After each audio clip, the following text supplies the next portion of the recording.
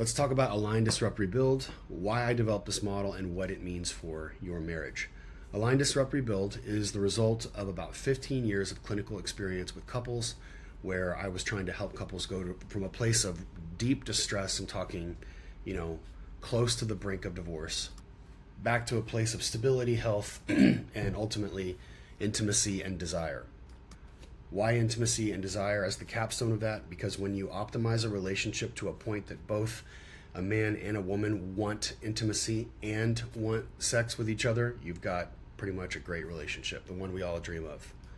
But in order to do that, you have to go through a process, because by the time you land in an office with somebody like me, your relationship has already entered into what I call a stable dysfunction. But before I get into that, one thing I want to tell you is most of the time when people would arrive at my office, you would have one person highly motivated to do the work and one person who was kind of like being dragged along.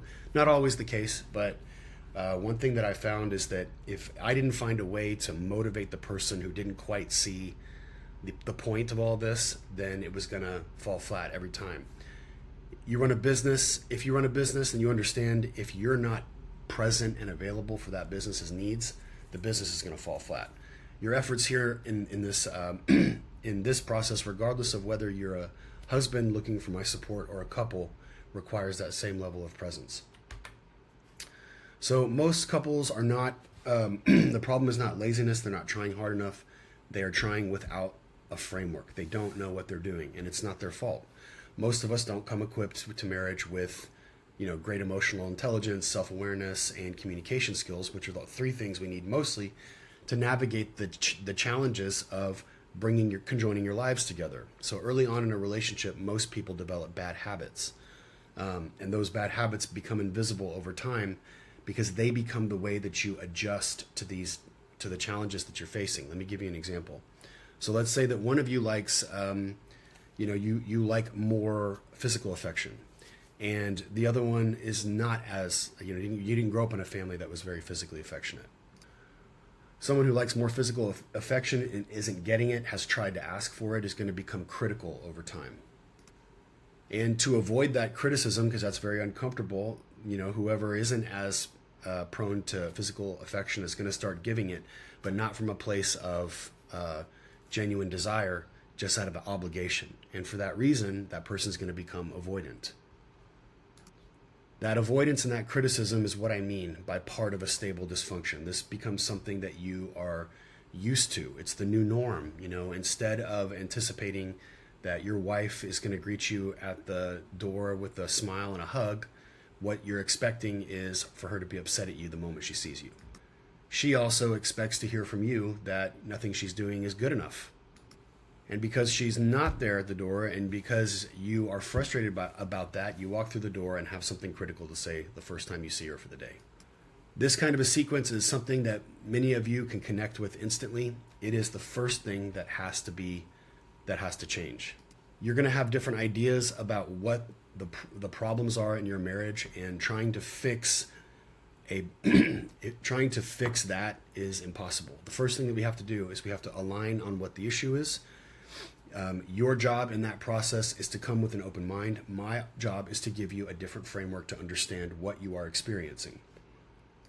So in alignment, we are primarily concerned about discovering the pattern of behavior that goes on between you and your spouse. I have a very structured process in which you will spend time discovering, when you do this, I do this, I feel this because da da da da da. These are the 4 different variables of that process. But by the time you are done with phase 1, we're going to go from who's to blame to what's the pattern. Inside of alignment, I'm asking you to start changing how you talk. Although we don't do a lot of communication skills in this period, it's mostly a discovery process. But I am going to be encouraging you, either if I'm working with you as a husband or as a couple, to cultivate curiosity for what each other are going through. Once we have found the pattern, and you know exactly your part in it, you know her part in it, you understand the core vulnerabilities that exist underneath the behaviors that you don't like, whether that's anger or avoidance, then we can start to disrupt. Disruption is about if you'll forgive me, unfucking what has been fucked. So we've got to take apart the knot, the callus that holds this pattern in place, and start to see, so that you can start to see a way forward. There are 3 levels of dialogue in a marriage. You have level 1, which is logistics and teamwork. You need this to run your operation, make sure everybody knows where everybody's supposed to be that week. Level 3 is conflict, and conflict is healthy when it operates as a vehicle to differentiate you and your spouse. So conflict is meant to create autonomy, but your relationship needs intimacy more than it needs anything else, and your relationship will force you down into level 3 if it doesn't have level 2, which is intimacy. In Disrupt, what I'm encouraging the 2 of you to do most is build intimacy through a different type of conversation. We get more into the technical parts during this process. When people come asking for communication skills, this is kind of what they're thinking about. By the time you've gotten to this phase, rebuilding phase, which, by the way, when people go hiring a counselor or a therapist or a coach, this is what they want. Of course it is, because the rebuilding phase is about deepening emotional intimacy. And for just so you know ahead of time, if you're going to work with me, you need to know that we are going to take a hard line that sex and intimacy are 2 separate things. The words should not be used interchangeably. But this phase is about deepening emotional intimacy and optimizing a sexual relationship. In all the years that I have worked with couples, one of my old mentors was famous for saying that marriage is a house and sex is the window. All of the anxieties, all of your avoidances, all your fears, everything can be seen inside of what's going on of your sexual relationship. So if you optimize a sexual relationship, you've fixed everything else inside of a marriage.